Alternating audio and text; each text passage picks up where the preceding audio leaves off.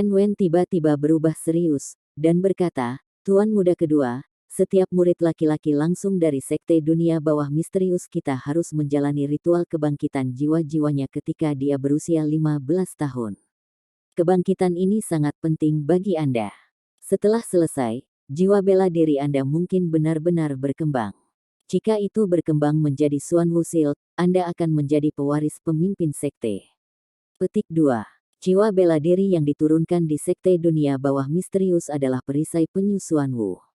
Ada rahasia yang hanya diketahui oleh orang-orang dalam sekte, evolusi perisai penyu Xuan Wu. Mereka hanya mengembangkan ritual ini setelah banyak upaya oleh leluhur sekte. Chen Wen tahu rahasia ini tidak hanya karena dia adalah pelayan pribadi Su Sanxi, tetapi juga karena 5 generasi keluarganya telah melayani di bawah Mysterious Underworld Sect. Mereka benar, murid inti. Meskipun mereka tidak bisa menjalani kebangkitan jiwa bela diri mereka masih memegang status yang sangat tinggi di sekte. Ritual ini sangat penting dalam mengembangkan perisai penyu Xuan Wu ke perisai Xuan Wu. Ritual ini dilakukan ketika ia berusia 15 tahun, dan masih perawan. Mengenai hal ini, Sekte Dunia Bawah Misterius selalu merahasiakannya. Bagaimanapun, itu bukan hal yang sangat mulia. Sekte Dunia Bawah Misterius tertutup. Untuk melanjutkan kelangsungan hidup sekte, mereka tidak punya pilihan selain melakukan ini. Ketika saat ini tiba, mereka akan selalu memilih seorang gadis dari keluarga yang baik dan menawarkannya sejumlah besar uang jika dia bersedia melakukan hubungan seksual dengan murid laki-laki yang dipilih. Jika gadis itu mau bergabung dengan Sekte Dunia Bawah Misterius, dia setidaknya bisa menjadi selirnya, dan mungkin istrinya jika hubungan mereka berkembang dengan baik. Jika dia tidak mau, dia bisa pergi dengan sejumlah uang itu. Ini telah lama menjadi aturan dari Sekte Dunia Bawah Misterius. Sebagai kandidat yang paling mungkin mengalami kebangkitan jiwa bela dirinya, Su Sanxi terpilih. Seorang perawan juga dipilih untuknya setelah proses seleksi ketat oleh Mysterious Underworld Sect. Gadis itu tidak hanya harus perawan, tapi dia juga harus menjadi guru jiwa yang tidak lebih tua dari Su Sanxi. Selain itu, dia harus cerdas dan cantik. Saat ini, semuanya sudah disiapkan. Satu-satunya yang tersisa adalah bagi Su Sanxi untuk memasuki ruangan dan memulai ritual. Tatapan Su Sanxi sedikit hilang. Tentu saja dia ingat malam itu, atau lebih tepatnya, malam ini. Dia baru berusia 15 tahun saat itu, tetapi dia sudah sangat ingin tahu tentang lawan jenis, karena bagaimana keluarganya melekat begitu penting untuk ritual ini dan perkembangan alaminya. Dia sangat bersemangat saat memasuki ruangan, tetapi itu telah berubah menjadi kesalahan besar. Pada titik ini, dia tidak bisa tetap tenang karena semuanya dimainkan lagi. Oke, Tuan Muda, kamu bisa masuk sekarang. Lakukan yang terbaik. Ekspresi serius Chen Wen berubah lucu lagi. Bahkan ada ekspresi iri dan penyimpangan di wajahnya. Tuan Muda, saya sudah mencari Anda. Wanita ini sangat cantik. Guru bahkan menyebutkan bahwa Anda dapat menikahinya jika Anda mau. Petik 2. Su Sanxi menarik napas dalam-dalam. Ketika dia melihat ke pintu, dia mulai memiliki perasaan campur aduk. Nanan, aku datang, katanya dalam hati pada dirinya sendiri sebelum berjalan dengan langkah besar. Apakah lembah pertanyaan cinta Yin yang mengizinkan saya mencoba lagi karena ingin membangkitkan kembali jiwa bela diri saya? Tidak, ini menguji ketulusan saya. Ini menguji apa yang benar-benar penting di hati saya. Apa yang terjadi kemudian terus bermain dalam pikiran Su Sanxi. Ketika dia berjalan ke kamar, dia ingin pergi ke tempat tidur. Yang dia lihat hanyalah seorang wanita muda yang menggairahkan yang menutup matanya di bawah lampu redup. Ini adalah pertama kalinya dia melihatnya. Namun, dia tidak tahu bahwa dia juga. Karena beberapa alasan, dia tidak punya pilihan selain melakukan ini. Dia menekan Jiang Nanan, tapi tubuhnya yang kaku gemetaran. Su Sanxi mencoba beberapa kali, tetapi dia tidak berhasil. Akhirnya, dia memutuskan untuk mencoba posisi yang pernah diolok-olok pamannya. Dia membaliknya dan menekan ke bawah dari belakang. Namun, dia masuk ke lubang yang salah, hanya untuk menemukan bahwa dia tidak dapat berhenti, karena proses evolusi telah dimulai. Su Sanxi sangat berbakat. Perisai penyusuan Wu akhirnya masih berevolusi, tetapi evolusi itu tidak lengkap. Itu hanya perisai Suan Wu setengah jadi. Kejadian ini adalah alasan mengapa Jiang Nanan begitu mengucilkannya. Su Sanxi juga menyadari bahwa dia telah membuat kesalahan besar, tetapi dia tidak dapat membantu apa yang sudah terjadi. Dia pergi setelah insiden itu. Ketika Su Sanxi melihatnya lagi, dia sudah berada di Akademi Shrek. Saat ini, Su Sanxi memiliki perasaan campur aduk ketika adegan ini diputar ulang dalam benaknya. Ketika dia melihat Jiang Nanan, dia hanya memiliki gairah yang membara terhadapnya. Namun, Jiang Nanan memperlakukannya seolah-olah dia adalah binatang yang brutal. Sejak itu, dia telah melalui banyak hal sebelum akhirnya bersama Jiang Nanan. Dengan bantuan kencan takdir Dewa Laut, dia berhasil membuat Jiang Nanan menerimanya. Namun, dia tahu bahwa dia masih belum melupakan apa yang terjadi, meskipun dia menerimanya sekarang. Itu juga telah mempengaruhi hubungan mereka. Baru-baru ini dia rela memegang tangannya, memeluknya, dan menciumnya. Jiang Nanan pernah mengatakan kepada Su Sanxi bahwa dia masih terluka secara emosional dari insiden itu, dan membutuhkan lebih banyak waktu. Saat ini, Su Sanxi harus menghadapi gadis ini yang matanya tertutup, dan yang menunggunya dengan tenang. Su Sanxi mengerutkan bibirnya dengan erat dan melihat ke langit. Saat ini, emosinya melonjak, dan akan mengalir keluar. Terima kasih, Love Querying Valley. Anda membiarkan saya menjalani ini sekali lagi. Terima kasih telah memberikan saya kesempatan ini. Saya bersedia memulai lagi dari sini. Terima kasih. Saat dia berbicara, dia membungkuk ke bulan yang cerah di langit. Setelah itu, dia mendorong pintu terbuka dan masuk. Chen Wen agak bingung dengan bagaimana Su Sanxi bertindak, tetapi masih terus menjaga pintu untuknya.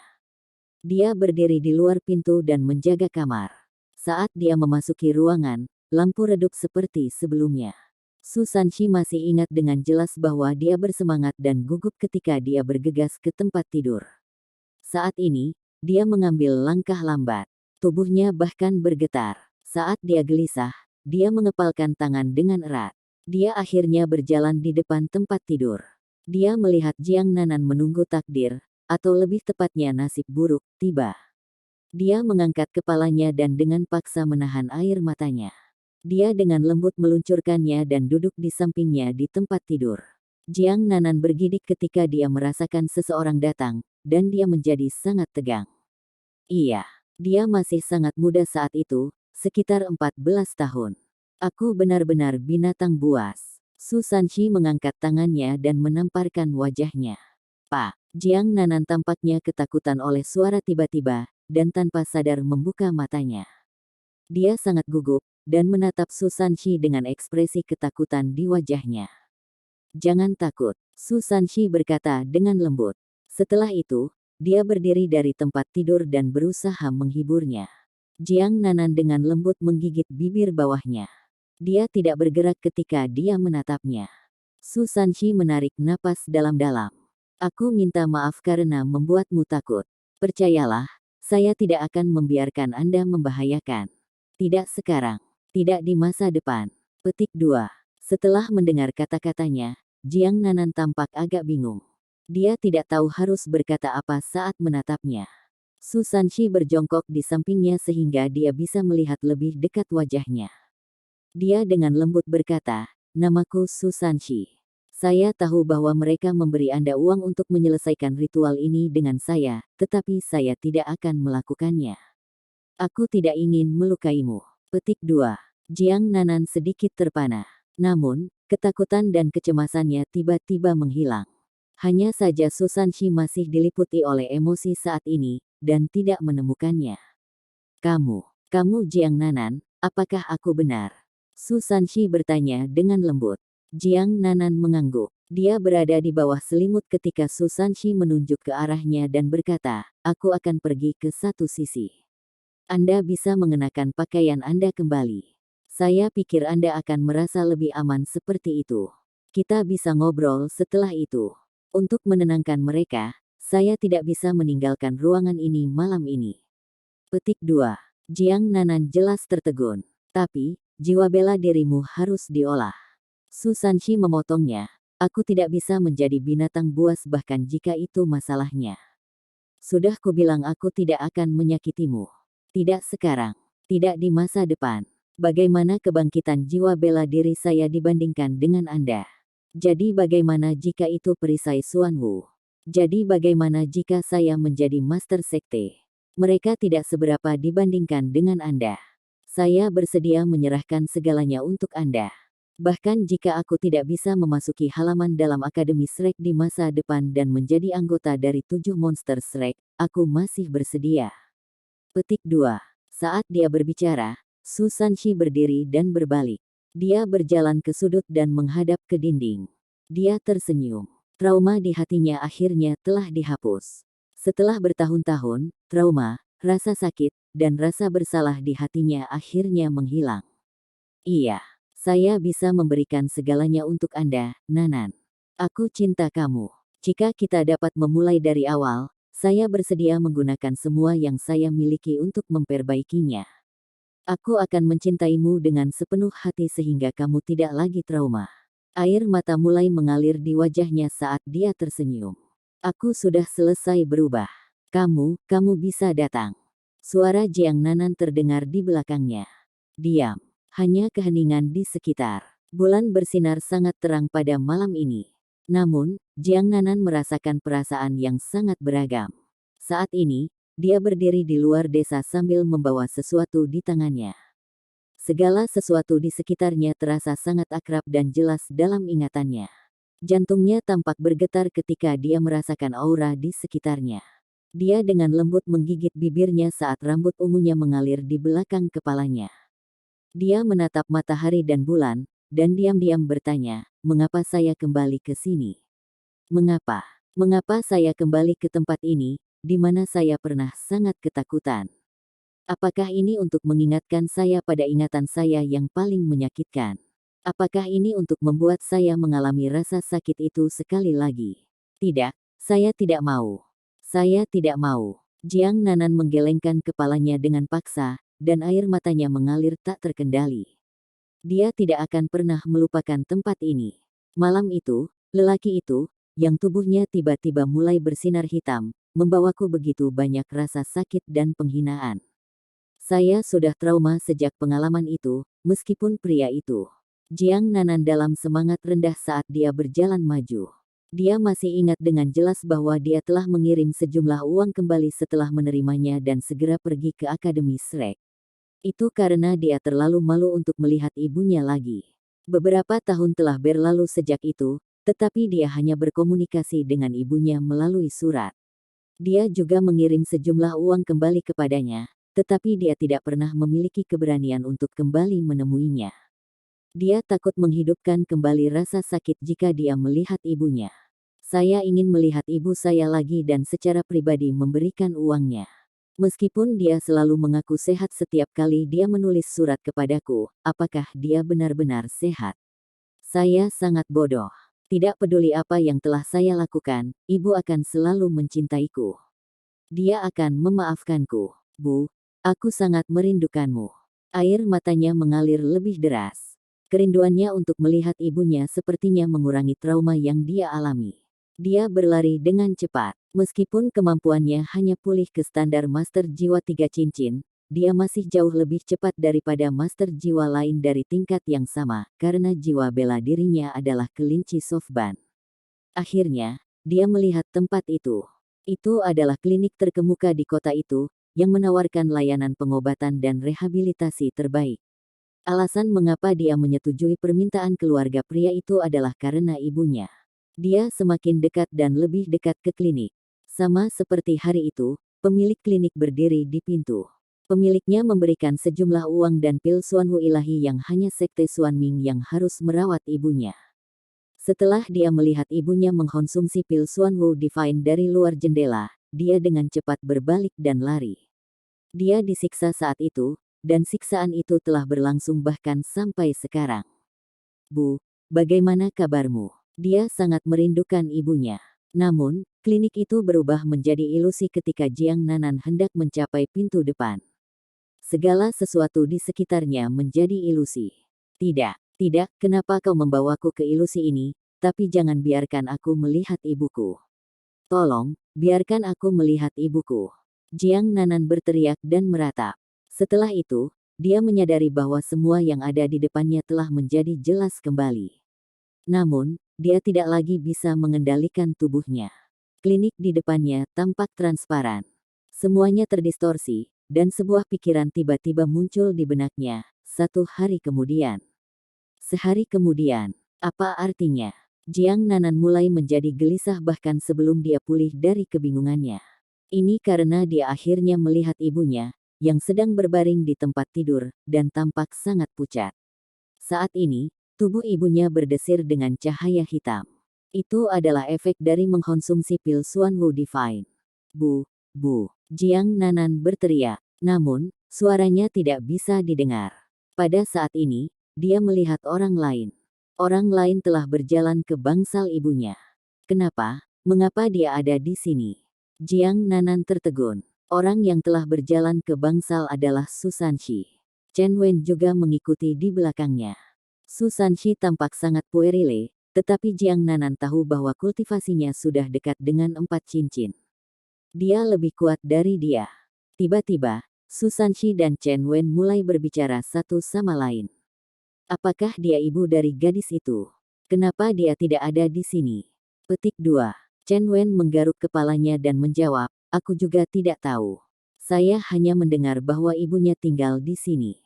Dia menjual tubuhnya kepada kami karena ibunya sakit. Ibunya memiliki penyakit jantung bawaan, dan membutuhkan pil Xuanwu Divine kami untuk memperbaiki kondisinya. Pada saat yang sama, dia perlu istirahat untuk waktu yang lama sebelum dia bisa pulih. Saya pikir dia tidak punya pilihan, jadi dia harus. Su Sanxi mengepalkan tinjunya dengan erat dan dengan marah berkata, mengapa kamu tidak menyebutkan ini sebelumnya? Dia melakukannya untuk menyelamatkan ibunya, tapi aku, ketika dia berbicara, dia meninju dinding di sebelahnya. Kita harus menemukannya, apapun yang terjadi. Saya harus memperbaiki kesalahan saya. Aku akan menikahinya begitu aku menemukannya. Aku benar-benar brengsek. Chen Wen, bisakah kamu membantuku mengangkatnya? Petik 2. Chen Wen tertegun. Tuan muda kedua, apa yang ingin Anda lakukan?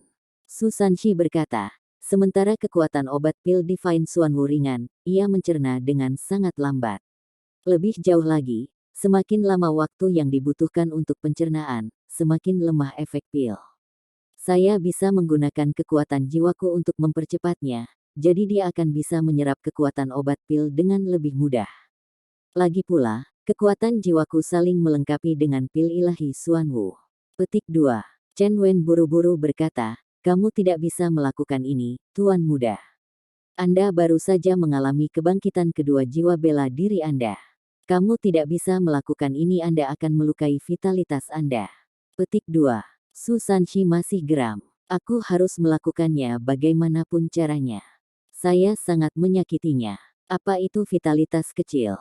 Karena saya tidak dapat menemukannya sekarang, saya akan membantu merawat ibunya terlebih dahulu.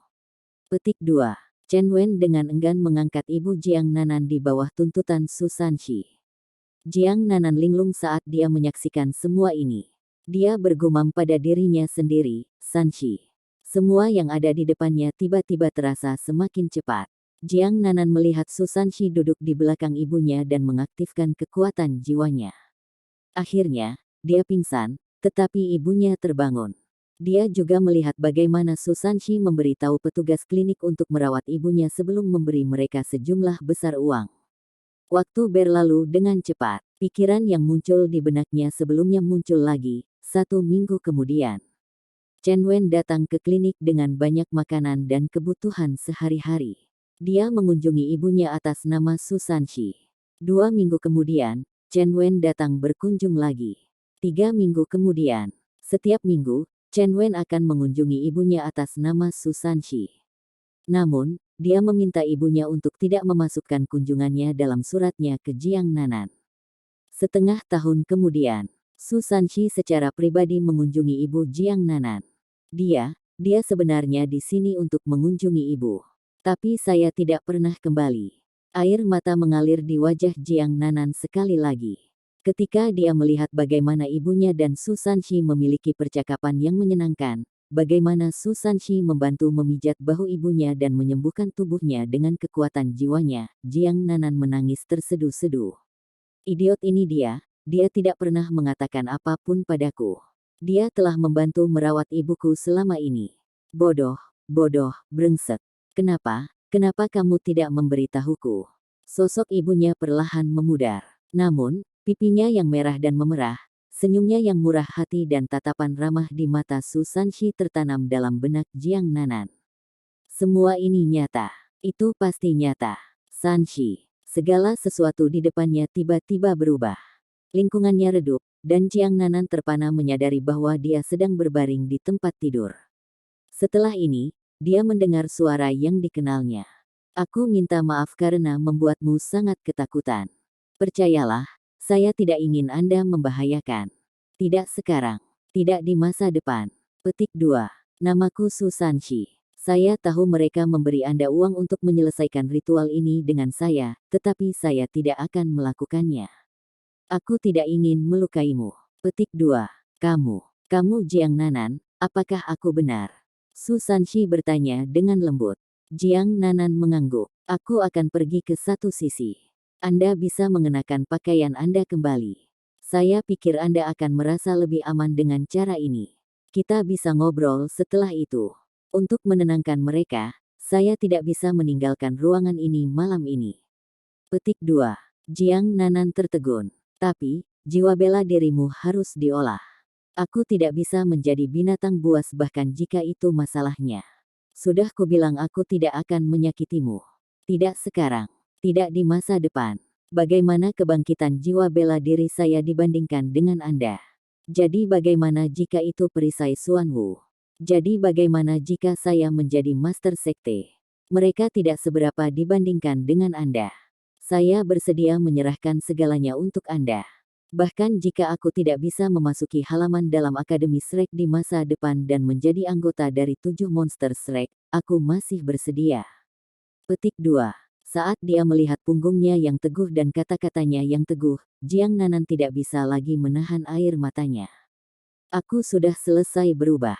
Kamu bisa datang sekarang. Petik 2. Su Sanshi berbalik dan berjalan ke sisi tempat tidur, tetapi dia panik ketika melihat Jiang Nanan menangis.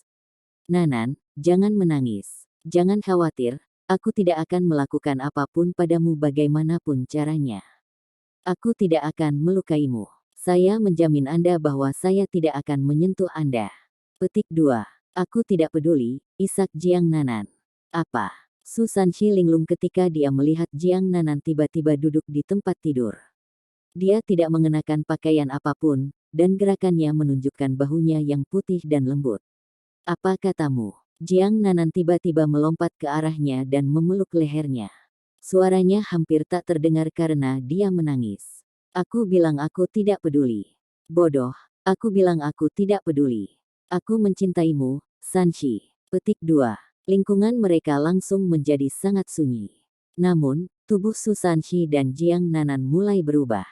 Setelah beberapa saat, mereka kurang remaja, mereka telah kembali ke diri mereka yang berumur 20 tahun. Tempat tidur itu masih ranjang yang sama sejak 5 tahun lalu. Namun, tubuh dan hati mereka lebih erat daripada luka 5 tahun yang lalu saat ini. Dia tidak akan memasuki lubang yang salah kali ini. Cahaya hitam yang menandakan evolusi jiwanya muncul sekali lagi. Di luar kamar mereka, matahari keemasan dan bulan perak tampak melengkung bersama dalam senyuman. Tanda pisah. Padang rumput tanpa batas menyebar di depannya. Tanaman rambat blue silver grass hijau bergoyang-goyang tertiup angin lembut. Ketika mereka berayun, mereka sepertinya meluas tanpa henti. Ketika Zhang Lexuan menemukan dirinya di tempat seperti itu, matanya mulai bersinar terang. Dia selalu menyukai perasaan tanpa batas semacam ini. Hijau tak berujung, udara yang menyegarkan, sinar matahari yang cerah, dan burung-burung yang sesekali terbang semua meninggalkannya dalam suasana yang menyenangkan. Seolah-olah semua masalahnya perlahan-lahan hilang, satu napas pada satu waktu. Di mana ini? Tidak ada tempat seperti itu di benua itu dalam ingatan Zhang Lexuan, atau setidaknya, tidak dia tahu. Jika tempat ini nyata, dia percaya bahwa dia akan jatuh cinta dengan tempat ini. Apa itu cinta? Sebuah suara membosankan bergema di udara. Suara ini seakan beresonansi dari segala arah, bahkan langit, seperti itu. Apa itu cinta? Zhang Lexuan linglung saat dia mengangkat kepalanya untuk mengintip ke langit. Setelah itu, dia dengan lembut menggelengkan kepalanya. Dia tidak pernah jatuh cinta, bagaimana dia bisa tahu apa itu cinta? Dalam hatinya, hanya ada satu orang yang dia sukai. Cinta adalah tentang memberi dan mengabdikan diri sendiri. Ini juga tentang perhatian dan tidak memedulikan hal lain. Suara nyaring tiba-tiba menjadi lembut, seolah-olah itu adalah angin sepoi-sepoi menyapu dia, menghibur jiwanya. Cinta itu egois, posesif, dan hadir di mana-mana. Itu juga akar dari banyak rasa sakit. Namun, kita tidak bisa hidup tanpa cinta. Kehidupan tanpa cinta tidak lengkap. Apakah kamu mengerti? Zhang Lexuan tertawa getir. Saya mengerti. Namun, bagaimana saya bisa melupakan sesuatu jauh di dalam tulang saya? Petik 2. Kamu akan melupakan semuanya sebagai hadiah. Embusan angin mengamuk, menyebabkan daun mengepul ke atas. Sama seperti mereka, roh-roh Zhang Lexuan juga terangkat ke udara. Tanda pisah, tanda pisah. Gunung-gunung yang menggigit dingin dan hembusan angin. Ah, Ning Tian berusaha menjaga keseimbangan saat dia menjerit ketakutan. Dia sudah berkeringat dingin. Dia terkejut menemukan bahwa dia muncul di tepi tebing, dan ada lembah yang dalam di depannya. Jika dia harus mengambil setengah langkah ke depan, dia akan menghilang ke lembah yang dalam di depannya, tidak pernah kembali. Ada lembah yang dalam di depannya, tetapi bagaimana dengan di belakangnya? Ketika dia berbalik, Ning Tian melihat banyak gunung di belakangnya. Dia berdiri di puncak gunung. Kamu siapa? Sebuah suara yang dalam bergema ke atas dari lembah. Saya Ning Tian. Ning Tian menjawab tanpa sadar. Kamu siapa? Pertanyaan yang sama diajukan padanya lagi. Saya Ning Tian dari Seven Treasures Glaze Sect. Aku pemimpin sekte berikutnya dari sekte ini. Saat dia berdiri di puncak gunung yang sangat dingin, Ning Tian merasa bahwa emosinya telah lepas kendali karena beberapa alasan. Karena itu, dia berteriak sekeras yang dia bisa tanpa memperhatikan hal lain. Suaranya bergema jauh dan luas dan melalui pegunungan. Bahkan setelah waktu yang lama berlalu, itu tidak sepenuhnya pudar. Kamu terlalu banyak tertekan. Suara yang dalam bergema lagi. Apakah kamu mau menghilangkan tekanan ini? Bagaimana saya melakukannya? Ning Tian bertanya dengan sedih. Sejak dia masih muda, dia adalah putri tunggal dari Sekte Master Seven Treasures Glaze Sect. The Seven Treasures Glaze Sekte pernah bertemu dengan bencana 10.000 tahun yang lalu, dan hampir hancur total. Setelah 10.000 tahun pengembangan, akhirnya ia kembali memantapkan dirinya sebagai jiwa alat bantu tipe benua, dan sekali lagi menjadi salah satu sekte terkuat di benua itu. Namun, Ning Tian menjalani kehidupan yang membosankan sebagai murid wanita langsung. Satu-satunya hal yang dia lakukan sepanjang hidupnya adalah belajar dan berkultivasi. Dia kemudian melanjutkan untuk memasuki Shrek Academy di puncak kehidupan yang membosankan ini.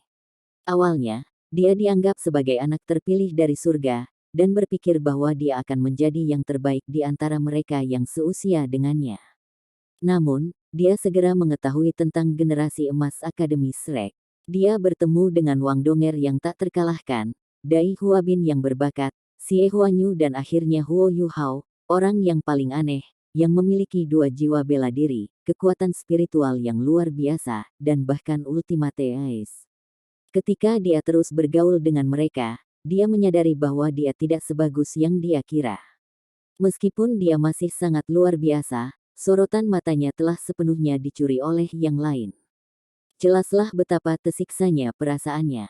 Dia pernah mencoba berkultivasi lebih keras. Namun, jiwanya adalah tipe tambahan. Itu adalah Seven Treasures Glaze Pagoda, yang tidak bisa digunakan untuk bertarung secara langsung. Karena itu sangat sulit baginya untuk berkultivasi. Faktanya, itu sama sulitnya untuk menumbuhkan seperti halnya bagi Huo Yuhao untuk mengolah es tertingginya. Tidak peduli sekeras apapun dia berusaha, itu tidak mengubah fakta bahwa seorang guru jiwa tipe pembantu tidak bisa melebihi seorang guru jiwa pertempuran. Ketika dia melihat bahwa Huo Yuhao, Wang Donger, dan Xiao Xiao dinobatkan sebagai juara bersama dengan senior halaman dalam mereka di turnamen Akademi Master Jiwa Canggih Elit-Elit tingkat lanjut, Ning Tian tidak hanya dipenuhi dengan kecemburuan, dia juga dipenuhi dengan kecemburuan. Dan setelah itu, dia tiba-tiba seperti dia tidak mungkin mengejar ketinggalan dari mereka, tidak peduli seberapa keras dia berusaha. Pada saat itu, dia memikirkan kemungkinan lain, yang merupakan harapan yang dimiliki keluarganya untuknya. Sebagai sekte tipe tambahan bantu, banyak penguasa jiwa yang kuat sering meminta bantuan kepada Seven Treasures Glaze Sect. Sebagai salah satu elit dari generasi muda guru jiwa, Ning Tian tahu bahwa dia harus menemukan pelindung yang akan tetap di sisinya suatu hari. Kekuatan orang ini tidak hanya akan menentukan status masa depannya di sekte dan apakah dia bisa berhasil memegang kendali sekte, tetapi juga akan menentukan masa depan sekte itu sendiri. Itu sebabnya dia memilih Huo Yuhao selamat takdir Laut Dewa. Dia memilihnya karena dia adalah yang paling berbakat, dan kemungkinan besar akan menjadi individu terkuat di antara generasi yang lebih muda dari penguasa jiwa di masa depan. Namun, dia tidak menyangka akan gagal. Dia kalah, dan kalah tragis pada saat itu. Dia malu seperti gadis kecil ketika dia mengambil inisiatif untuk mengekspresikan cintanya, tetapi masih mendapat penolakan. Ketika penolakan itu datang, rasanya seolah jantungnya ditusuk oleh puluhan ribu bilah, itu sangat menyakitkan. Dia tidak terlalu menyukai Huo Yuhao. Sebaliknya, dia tidak bisa menerima kegagalannya. Pukulan yang diberikan padanya dari kegagalan ini terlalu besar. Untuk jangka waktu tertentu, dia benar-benar sedih. Pada saat itu, hanya Wu Feng yang tetap berada di sisinya. Wu Feng marah pada Huo Yuhao, dan berkultivasi bahkan lebih tanpa lelah darinya. Namun, bahkan ketika Ning Tian melihat semua ini, dia masih memperlakukan Wu Feng sebagai saudara perempuan. Kamu bisa menghilangkan semua tekananmu dengan melompat dari tebing ini. Suara yang dalam bergema lagi. Itu memintanya untuk mati. Ning Tian bingung oleh suara itu. Berbalik, semuanya akan beres jika saya hanya melompat, ya. Apa yang lebih baik daripada kematian untuk meringankan tekanan ini? Apa yang bisa lebih mengasyikkan daripada kematian? Kematian. Dia tertawa. Ayo. Tatapan tajam melintas di mata Ning Tian, sebelum dia mengerutkan bibirnya. Tekanan besar yang dia hadapi langsung berubah menjadi kegigihan yang sekarang mendorongnya untuk melompat dari tebing. Dengan itu, dia melemparkan dirinya sendiri ke tepi di depannya. Saat dia melompat, dia sepertinya mendengar teriakan tragis. Tidak, embusan angin mengamuk di sekelilingnya, menjadi lebih dingin saat mereka melewatinya. Pada saat ini, Ning Tian merasa seolah jiwanya telah terlepas dari tubuhnya, itu adalah perasaan yang ajaib. Tekanan yang dia rasakan sepertinya perlahan menghilang saat dia jatuh. Maafkan aku, Wu Feng. Jika ada kehidupan lain, saya akan menjadi seorang lelaki dan akan melindungi dan menjagamu. Kamu akan menjadi istriku. Kami akan mengatur keluarga kami bersama-sama, dan saya akan memastikan untuk mencintai dan membayar Anda untuk semua cinta yang telah Anda tunjukkan selama ini. Air mata mulai mengalir di udara di atasnya. Ketika mereka melakukannya, mereka membentuk manik-manik berbentuk mutiara di udara. Meskipun dia jatuh bebas, Ning Tian menyadari bahwa suara itu benar. Tekanan yang dia rasakan tampaknya telah lenyap. Pada saat ini, tidak ada yang tampak penting baginya lagi. Tanda pisah, tanda pisah. Wu Feng berdiri di puncak gunung, menatap ke lembah yang dalam di mana Ning Tian menghilang. Ketika dia menatap ke salju yang tak berujung, air matanya mulai mengalir tak terkendali. Ning Tian, mengapa kamu melakukan ini? Mengapa Anda melompat dari tebing? Mengapa? Dia muncul di sisi lain gunung, dan kemudian diberi instruksi untuk berjalan-jalan. Tepat ketika dia akan tiba, dia disambut dengan adegan Ning Tian melompat dari tebing. Tidak peduli sekeras apapun dia berusaha, dia belum bisa menyelesaikannya tepat waktu, dia hanya bisa menyaksikan Ning Tian menghilang ke lembah di bawah. Segalanya tampak tidak penting ketika dia melihat itu, Wu Feng tampaknya telah kehilangan jiwanya. Dia terhuyung, hampir jatuh. Ikuti dia. Jika Anda benar-benar mencintainya, Anda harus mencari kehidupan baru dengannya. Suara itu menggema melalui lembah gunung. Wu Feng terkejut. Dia melihat lembah yang dalam di depannya, sebelum mengangkat kepalanya untuk menatap langit dan meratap, "Ningtian, aku datang." Iya, karena orang yang dia cintai sudah pergi, apa gunanya tetap hidup? Proyeksi naga api tumbuh di belakangnya. Proyeksi ini membawa rasa keanggunan dan gairah, sebelum menghilang bersama dengan Wu Feng saat dia melompat dari tebing kesakitan dan air mata. Semuanya menjadi sunyi dan damai lagi setelah itu, gunung-gunung masih sedingin biasanya. Di mana ini? Bebe saat ini berdiri di tengah jalan yang ramai. Melihat ini, dia dengan cepat mempertanyakan sekelilingnya, karena tempat ini tidak dikenalnya. Namun, dia telah dibawa ke sini setelah lampu keemasan menyala. Tiba-tiba, cahaya redup menyala, dan sosok diam-diam muncul di depannya. Bebe. Sebuah suara dengan lembut bertanya. Bebe memusatkan pandangannya pada orang itu. Yang dia lihat hanyalah wajah tersenyum dan tampan. Dia tidak bisa menggambarkan perasaannya ketika dia melihat siapa itu.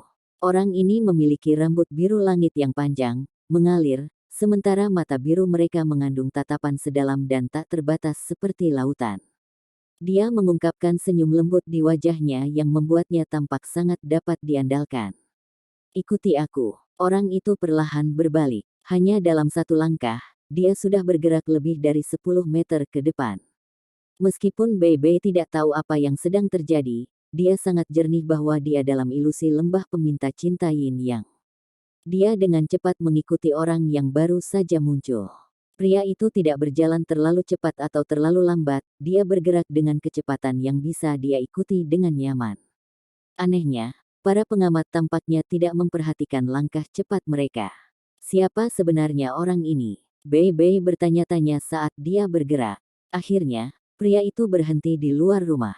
Dia mendorong pintu terbuka. Sebelum masuk, Bebe buru-buru mengikutinya ke dalam. Halaman rumah itu sangat sunyi. Segala sesuatu tentang itu juga tampak sangat damai. Bahkan suara burung atau serangga tidak dapat didengar. Pria itu menuntun Bebe ke aula utama rumah ini. Setelah melewati aula tengah, mereka melangkah ke halaman belakang, dan akhirnya sampai di sebuah ruangan. Lelaki itu memberi isyarat kepada Bebe dan menunjuk ke ruangan itu. Bebe tanpa sadar berjalan menuju ruangan. Pintunya sudah terbuka. Ketika dia mengintip, tubuhnya bergetar hebat. "Xiao Ya!" Bebe berteriak, sebelum langsung masuk ke dalam ruangan. Ya, ada seorang wanita duduk bersila di atas tempat tidur di dalam ruangan ini. Tubuhnya saat ini berkedip dengan cahaya hitam kebiruan. Rambutnya mengalir di belakang, sementara ekspresinya tenang, meskipun sedikit pucat. Dia adalah Tang Ya. "Xiao Ya." Bebe menyerbu ke arahnya dan mengangkat tangannya untuk meraih bahunya. Namun, dia hanya menangkap udara. Setelah beberapa saat, Bebe terpana menyadari bahwa tangannya telah menembus tubuh Tang Ya. "Mengapa? Kenapa saya ilusi?" Xiao Ya. Bebe, yang biasanya tenang dan halus, mulai mengalami curahan emosi. Dia ingin memeluknya. Dia ingin memeluk tubuh langsingnya, memeluknya, dan menggunakan panas tubuhnya untuk menghangatkan tubuh sedingin esnya. Segala sesuatu di sekitarnya tiba-tiba sedikit berubah. Tang Ya secara bertahap menghilang, diikuti oleh rumah menghilang, dan akhirnya semua yang ada di sekitarnya menghilang. Setelah ini, bunga merah muda besar dengan aroma bunga yang menyegarkan memasuki visi Bebe. Bunga ini berubah menjadi lingkaran cahaya sebelum menyebar. Setelah ini, ia melihat bola biru berkilau dan sejernih kristal menggantikannya. Itu tampak seperti memiliki perpanjangan kristal, namun sepertinya itu memiliki daun juga. Segala sesuatu di sekitarnya berubah ilusi lagi. Gelombang pusing yang kuat melanda Bebe, dan dia kehilangan kesadaran. "Oh, kenapa saya di sini? Bukankah tempat ini sudah hancur?" Heike itu tercengang ketika dia melihat sekelilingnya. Lingkungannya dipenuhi dengan logam. Ada cahaya dan bau logam, yang membantunya segera mengenali bahwa ini adalah Institut Penelitian Bawah Tanah dari Illustrious Virtue Hall. Baik dia dan Huo Yuhao pernah menghabiskan waktu lama di lembaga penelitian ini. Namun, itu benar-benar kosong sekarang. "Keluar, Suhe," sebuah suara seram bergema. Saat dia mendengar kata-kata, Suhe, Heike itu bergidik. Dia dengan enggan berbalik ke arah suara itu. Dia melihat Su Tianran, yang perlahan datang mendekatinya di kursi rodanya. Su Tianran mengenakan ekspresi menyendiri di wajahnya, dan beberapa pria bertopeng hitam mengikutinya. Mereka semua mengungkapkan aura kuat dari tubuh mereka. Heike itu perlahan berdiri. Pada saat ini, dia sangat tenang. Su Tianran. Su Tianran tersenyum dan berkata, "Aku yakin kamu tidak mengharapkan ini, kan? Su He, kita sebenarnya bertemu dalam keadaan seperti itu. Aku tidak berharap bajingan sepertimu bisa selamat. Hari ini, kita benar-benar dapat mengejar ketinggalan sebagai saudara. Bagaimana kabarmu selama ini? Sebagai kakak lelaki Anda, saya benar-benar tidak merawat Anda dengan baik." Petik 2. Heike itu menggertakkan giginya dan berkata, "Su Tianran, aku akan membunuhmu." Begitu dia berteriak, dia sepertinya lupa bahwa dia adalah seorang insinyur jiwa, dan melompat langsung ke arah Su Tianran. Su Tianran memasang ekspresi menghina di wajahnya. Dia mengangkat tangannya dan Heike itu terlempar ke udara, menabrak meja tempa di belakangnya. Ketika dia mendarat, dia kesakitan luar biasa, dan bahkan tidak bisa berdiri lagi. "Kamu akan membalas dendam sendirian. Seluruh Sun Moon Empire berada di bawah kendali saya sekarang. Ya, seorang anak lelaki harus membayar hutang ayahnya, tetapi itu mencakup kemampuan untuk melakukannya terlebih dahulu. Ayah saya kejam ketika dia membantai seluruh keluarga Anda. Saya masih ingat dengan jelas bagaimana dia menusuk adik perempuan Anda dengan tombaknya." Pandangan putus asa dan menyedihkan di matanya. "Namun, apa yang bisa Anda lakukan? Apa yang bisa Anda lakukan sebagai kakak laki-lakinya? Bisakah Anda menyelamatkannya? Kamu tidak bisa. Anda tidak memiliki kemampuan, benar kan? Sebenarnya, tidakkah kamu berpikir bahwa hidup lebih menyakitkan daripada mati? Anda telah membawa kebencian ini selama bertahun-tahun. Seberapa melelahkan harusnya hidup Anda? Itu akan lebih baik jika kamu mati. Semuanya akan berakhir ketika Anda mati. Ayahmu bodoh, dia ingin mempertahankan perjanjian sebelumnya, tetapi tidak mau meningkatkan pengembangan alat jiwa dengan mengubah produk eksperimental menjadi senjata, atau memulai perang dan mendapatkan kembali apa yang menjadi milik Kekaisaran Sun Moon. Dia tidak cocok menjadi kaisar. Meskipun saya tidak begitu puas bahwa ayah saya sudah hidup begitu lama, saya harus mengakui bahwa dia telah berhasil. Mengganti ayahmu adalah pencapaian terbesar dalam hidupnya, dan itu telah membereskan semua rintangan di depanku. Masa depan benua Douluo adalah milikku, Su Tianran. Itu milik Kekaisaran Sun Moon. Setelah saya menaklukkan benua ini, saya akan mengubah namanya menjadi Sun Moon Kontinen. Aku ingin kata-kata, benua Douluo, lenyap sepenuhnya dari dunia ini." Petik 2. Semakin banyak Su Tianran berbicara, semakin fanatiknya dia. Dia tampak persis seperti penjahat-jahat saat dia duduk di sana. Heike itu berjuang dari tanah, matanya sudah benar-benar merah. Kebencian yang selalu dia tekan telah sepenuhnya dilepaskan pada saat ini. Dia mengeluarkan raungan binatang buas, sebelum menyerang Su Tianran lagi seperti harimau gila. Su Tianran tidak terganggu dengan ini sama sekali. Dia mengangkat tangannya sekali lagi dan melemparkannya kembali sekali lagi. "Mati. Sekarat akan mengakhiri segalanya. Sayang sekali Anda tidak akan bisa melihat seberapa makmur benua Sun Moon di masa depan. Ketika Anda mencapai akhirat, ingatlah untuk memberitahu ayah Anda yang sudah meninggal bahwa penguasa yang tidak tahu cara menyerang tidak layak menjadi ayah. Mintalah dia untuk bertobat di sana." Petik 2. Heike itu berada di bawah tekanan besar sekarang, tetapi sebuah suara tiba-tiba menjerit, "Tidak. Aku tidak akan membiarkanmu menyakitinya." Dan sosok lembut tiba-tiba muncul di depannya. Heike itu melihat 2 cincin jiwa kuning, 2 ungu, 4 hitam dan 1 merah, yang sangat menyilaukan.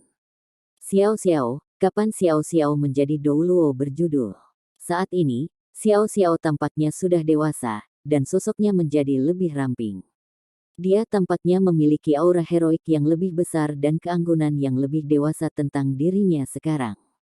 Begitu dia mengangkat tangan kanannya, seberkas cahaya gelap keemasan menyilaukan turun dari langit. Tiba-tiba, semuanya mulai bergetar. Sinar cahaya keemasan gelap itu mirip dengan meteor yang sangat besar yang melanda Su Tianran dan orang-orang bertopeng di belakangnya. Ledakan. Sinar cahaya meledak dengan kekuatan yang menghancurkan bumi.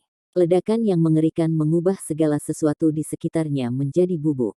Aula kebajikan terkenal menghilang. Semuanya menghilang. Satu-satunya yang tersisa adalah depresi besar yang tersisa, serta jeritan tragis yang ditinggalkan oleh Su Tianran dan para pria bertopeng. Heike itu linglung saat dia memandang Xiao Xiao. Rasa sakit fisik yang dia rasakan sepertinya telah menghilang. Pada saat dia merangkak, dia sudah berbalik. Kaitu, air mata mengalir di wajahnya, berkilau di bawah iluminasi cincin jiwanya. Kenapa kamu begitu konyol? Kenapa kau tidak memberitahuku tentang kebencian di hatimu? Mengapa Anda tidak membiarkan saya berbagi beban Anda? Apakah aku bukan istrimu? Petik 2. Xiao Xiao. Menipu. Meskipun kamu tidak tampan atau romantis, aku tidak pernah membenci kamu untuk apapun ketika aku memutuskan untuk bersama dengan kamu. Keitu, idiot. Di masa depan, Anda harus berbagi rasa sakit dengan saya, apapun yang terjadi. Musuhmu akan menjadi musuhku. Petik 2. Xiao Xiao sudah melompat ke pelukan Heikeitu saat dia berbicara. Dia memeluk tubuh berototnya dengan erat. Air mata mengalir tak terkendali ke wajah Heikeitu. Xiao Xiao, Xiao Xiao, Xiao Xiao. Tanda pisah, tanda pisah. Embusan angin dingin bertiup ketika kepingan salju melayang di udara. Itu benar-benar putih di mana-mana. Salju beterbangan di udara, dan tanahnya benar-benar beku. Terletak di puncak gunung, ada kurang dari 200 meter persegi luas permukaan yang tersedia. Ada lapisan salju tebal di tanah. Tidak hanya dingin, tetapi juga sangat sulit. Ada dua orang yang tampak identik di puncak gunung sekarang. Mata dan rambut mereka biru pucat, dan mereka berdua sangat menggairahkan. Di mana ini? Wang Donger sedikit bingung ketika dia melihat Wang Qiwer di seberangnya. Wang Qiwer sepertinya telah merasakan sesuatu. Dia tampak sangat galak saat dia memindai lingkungan mereka. Ini adalah lokasi petualangan ketulusanmu, pertarungan terakhir di puncak-puncak sedingin es ini. Huo Yuhao akan pergi ke siapapun yang menang. Sebuah suara yang terdengar jauh bergema di udara. Wang Donger menegakkan pandangannya. Bisakah masalah hati benar-benar diselesaikan melalui kekerasan? Ini cara terbaik untuk menyelesaikan masalah. Anda berdua terlihat sama, dan sama-sama luar biasa. Namun, hanya satu dari kalian yang bisa bersamanya. Orang yang selamat akan memiliki hak untuk tetap bersamanya, dia tidak akan tahu apa yang terjadi. Hari ini, hanya satu di antara Anda yang bisa hidup di sini. Ada gunung es yang tak terhitung jumlahnya di sekitar Anda.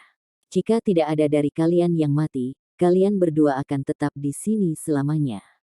Petik 2. Wang Donger dan Wang Qiwer bergerak pada saat yang sama. Mereka tidak saling menagih satu sama lain.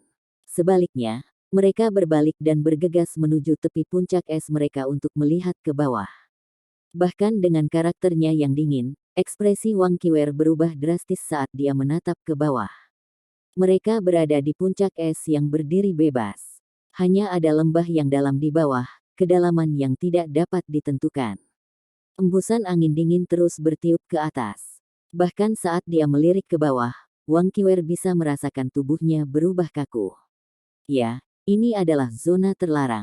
Itu adalah zona terlarang tanpa pelarian. Dibandingkan dengan Wang Qiwer, Wang Donger tampak sangat tenang begitu dia melirik ke bawah. Dia perlahan berjalan menuju Wang Qiwer dan duduk di tengah-tengah puncak es. Qiwer, mari kita bicara. Wang Donger menunjuk Wang Qiwer. Wang Qiwer mendapatkan kembali tatapannya yang dingin dan serius dan duduk 5 meter di depan Wang Donger. Apa yang ingin Anda bicarakan? Tentang seberapa besar dia mencintaimu. Dia bertanya dengan dingin. Wang Donger menggelengkan kepalanya dan berkata, bukan dia. Mari kita bicara tentang kita. Mari kita bicara tentang tempat ini, tentang Yin Yang Love Kueraing Valley. Petik 2. Mata Wang Qiwer cerah dan dia berkata dengan mengejek, memang. Tidak perlu membicarakannya. Anda selalu menjadi pemenang baginya. Apalagi yang bisa dibicarakan? Bahkan jika aku akan membunuhmu sekarang, apakah dia akan pernah jatuh cinta padaku? Tidak. Meskipun aku tidak menghabiskan banyak waktu bersamanya dibandingkan dengan kamu, aku yakin dia tidak akan bersamaku bahkan setelah kamu mati. Petik 2. Wang Donger mengerutkan alisnya. Kiwer, ada apa? Wang Kiwer menggelengkan kepalanya. Saya baik-baik saja. Wang Donger mengangkat kepalanya untuk melihat langit dan menghirup udara segar. Kita tidak akan berada dalam bahaya. Sementara tempat ini seharusnya dipenuhi dengan kematian, sebenarnya penuh dengan belas kasih. Jika Anda tulus, Anda tidak akan dihukum. Petik 2. Apa? Wang Kiwer mengangkat kepalanya dan menatap Wang Donger ragu-ragu. Tidak bisakah kau katakan? Wang Donger berkata dengan percaya diri, itu berusaha membantu kita memperbaiki hubungan kita. Itu lembah peminta cinta Yin Yang, bukan lembah pemusnahan cinta Yin Yang. Itu hanya membenci mereka yang berpaling dari cinta. Itu terbukti dari masalah yang ditimbulkan kami. Kami hanya menyelamatkan orang, kami tidak membunuh orang. Petik 2. Itu sebabnya jelas bahwa ini adalah ujian apakah kita peduli satu sama lain.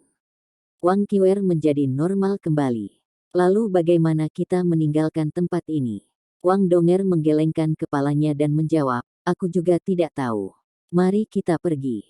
Jika lembah pertanyaan cinta menguji kita, bagaimana mungkin dia tidak mengujinya? Tidakkah menurutmu itu aneh? Menurutmu di mana Yu Hao? Petik 2. Wang Kiwer mengerutkan alisnya. Kamu pintar dan tenang. Tapi, Wang Donger tersenyum. Tidak ada tapi. Apa yang ada untuk dipamerkan di depan pria Anda? Dia adalah surga saya.